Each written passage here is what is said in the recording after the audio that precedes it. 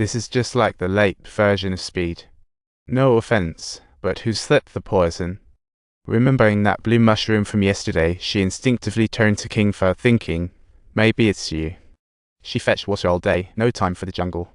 Mushroom's definitely still there, maybe waiting for us. She was out working out in the woods last night, but it looks like we might be missing a couple of mushrooms. That sis fumed, it's definitely one of you. First, they steal her husband's mints, then poison him. An elaborate plot. They have guns, just for hunting. They feared sharing what they hunted, and now look where that got us. She's not daydreaming. The captain's death was definitely no accident. There's enough blood to fill a kiddie pool, clearly the work of Sui Jixi. And that flight attendant before the crash, the plane shook for ages and she just fell over. What was there hidden force at? Haven't you seen The Departed? Maybe the whole crash was just a dramatic plot from the beginning. Kingfa was filled with guilt. If only she hadn't mentioned the stolen food, maybe things would have turned out differently. Uncle Fat could still be with us. The hacker chimed in unexpectedly. Not good. Uncle Fat seemed to have devoured 2 servings of monkey meat last night. Kingfa connected the dots. Sister Feng must be involved. The hacker rushed to check the locker, finding it completely empty. Suddenly, shouting came from outside the cabin. Dan found a mysterious video on the captain's phone. Engine failure, fuel exhausted. Not even a tattered gun could save them. Did they plan on leaving no survivors? You're in danger. What? The video abruptly cut off, sounding like a last goodbye.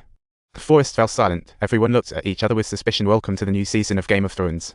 Feng Jai suddenly asked, who will be the next one to suffer injustice? 1 hour and some more later, will the truth finally come to light? Feng Jai made a coffee for Fat Sis, though she's not great at comforting. Kingfa was right, it's time to unite. Fat Sis scoffed, unite?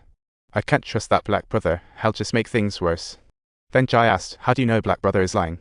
Fat Sis shot back, his sin is such a mess, he can't handle all those black brother isn't an insurance agent. That glasses guy just watches, pure selfishness. People like him will do anything for money. Then there's that British guy hiding his identity with the mysterious background. And he's an expert on deadly mushrooms, too suspicious. Who studies that stuff? Botanists and hitmen. And Kaka is pretty weird, disappearing for no reason, flying here and there. He shows up just for meals, only talks about working out. Speaking of Dan, Feng Jia quickly interrupted. Who's having husband issues? That Sis frowned and asked, how long have you known her? Why did she pick up the pilot's phone, or how did she break the password? Everyone's holding more secrets than we can count. To survive, trust no one. That's our last piece of advice. The truth is even bitter than coffee. I wish I had never mentioned it. Coffee? Now that's just a joke. Feng Jai was left speechless, turned to find Dan, and literally bumped into a guy in a down jacket. She turned around, and just like that, the man in the down jacket disappeared. Could he possibly be a magician? Black Brother suggested teaming up to climb, and Glasses eagerly volunteered. The Fat Sis couldn't hide her annoyance. How shameless. Otherwise, Cocker wouldn't stand a chance. Glasses yelled a curse. Black Brother told everyone to chill. Glasses needed to clear her name, and she had to go. The blonde crew were silent. They signed up randomly, and the 3 made their way to the top. What a dramatized journey. Halfway, Cocker chewed gum. The blonde picked up the wrapper, same brand from the flight. He pushed on for another half hour, but Cocker could go no further. Can you believe it? The blonde stepped up to take the gear. The ridge was super steep. Suddenly, Cocker slipped. What just happened? Glasses had quick reflexes and saved him, but the GPS device fell nearby. The blonde stretched out her hand to grab it, just missing by an inch. Please help me out here. Dan told the blonde not to rush, to think of another solution, but the blonde just wouldn't give up. He hastily let go of his hand and swiftly rushed towards the device. To everyone's surprise, in the next second, he successfully snagged the device. The others pulled him up. Back at base, Feng Jai asked, how's Dan's new book coming along?